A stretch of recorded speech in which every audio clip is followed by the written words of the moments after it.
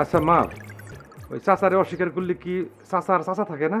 না বাবা, চাচা থাকে না।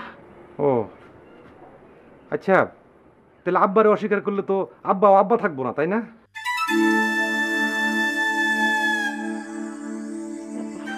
এইসব কথা বলতে হয় না শোনা, এসব কথা বলতে হয় না। তো তোমার ফ্যান বন্ধ কেন? ফ্যান চলে না? না, ফ্যান তো চলে, কিন্তু এখন তো এই হেড ফ্যান আমার চেয়ে আব্বার বেশি দরকার। আচ্ছা মা, তুমি একটা কাজ করো তো, আমার এতগুলো ফ্যান কিনে দিও, তাইলে আমি ওই যাদের যাদের মাথা গরম তাদের প্রত্যেকটা একটা করে ওই হেলমেট ফ্যান বানায়া গিফট করুম।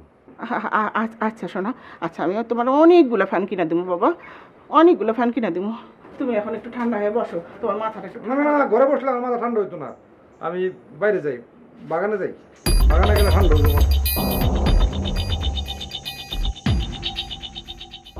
কুসুম, কুসুম, কই রে মা?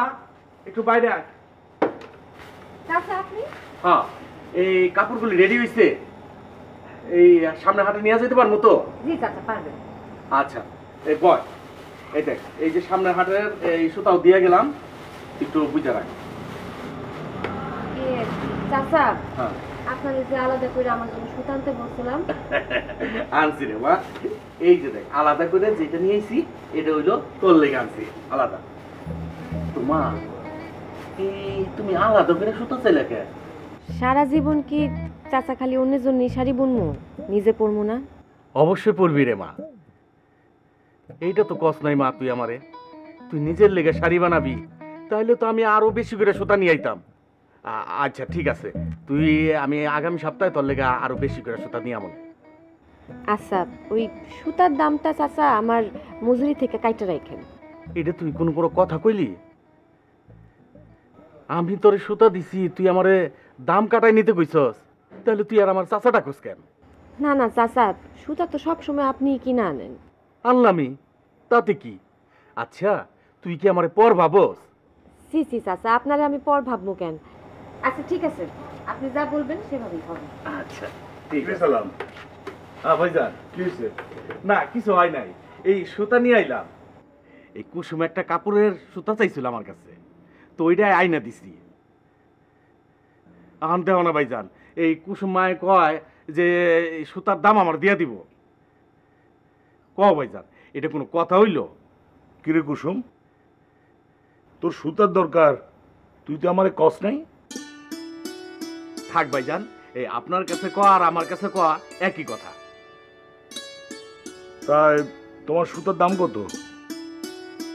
আরে আমার সুতার দাম দিতে হইব না, আমি এইটা কুসুম মামুনিরে গিফট করলাম। তাইলে তো এটা তোমাদের চাচাবাতিজির বিষয়, এটাতে আমি আর না থাকি। চাচা আপনি বসেন, আমি চা বানায় নিয়ে আসতেছি। না রে মা, আমার আবার দোকানে যাইতে হইব, তুই আমার কাপড়গুলি দিয়ে দে, আমি তাড়াতাড়ি যাই। আপনার কাপড় রেডি আছে চাচা, চা বানাইতে বেশিক্ষণ লাগবে না, বসেন। আরে বই বই, চা খাইয়া যা।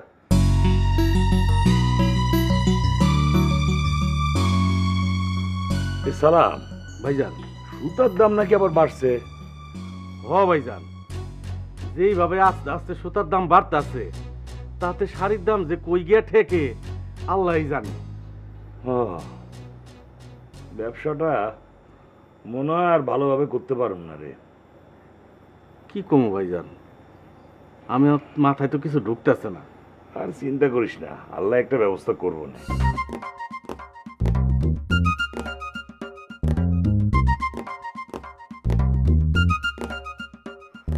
বন্ধু,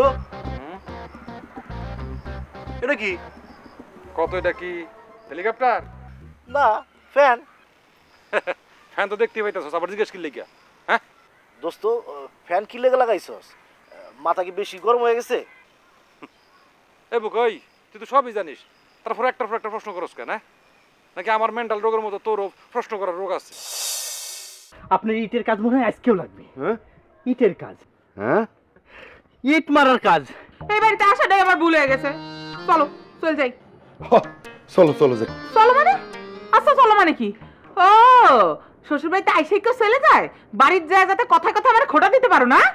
আমি তোমারে কতবার কইরা কইলাম তার কাছে তুমি একটু প্রস্তাবটা দাও, এখনো তুমি সেইটাই করতে পারলা না। এটা কোনো কথা হইলো? তুমি কও। তোর বিয়ের প্রস্তাব?